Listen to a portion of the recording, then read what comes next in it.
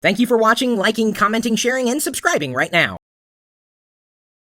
A lot of people ask me in the chat room specifically when they first come in, what camera am I using?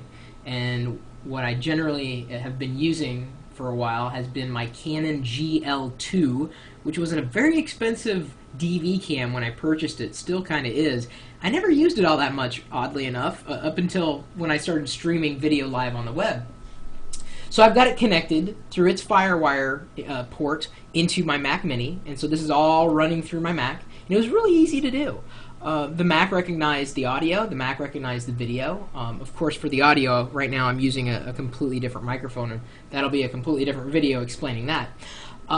When I tried to connect the DV cam to Windows to use it as an audio and video source, it didn't have a very good time.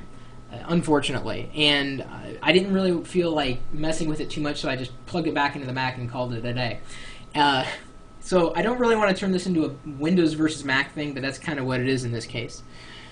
Someone had recommended, when the question came up from one of the chatters, how do I use a DV camcorder or a camcorder as a webcam? Someone mentioned a product called Active Webcam, available from pysoft.com. This may be a little overkill. It looks like it's specifically the software set up for like security and surveillance cameras, but it still would allow you to connect a FireWire camera into your computer and use it as, I guess, a video input source. Windows Vista will probably handle it a lot better than Windows XP did, although I don't know how much better. Like I said, I ran into enough problems with it that I said, forget it, I'll try it on the Mac. There's other programs, too, if you run into the issues with that one. Orangeware.com has Webcam DV, and then there's also DV Driver Software, and that one's from trackercam.com. So there's a lot of software that's available that will help you use your camcorder as a webcam, or a way to broadcast images onto the web, wherever they may happen to be.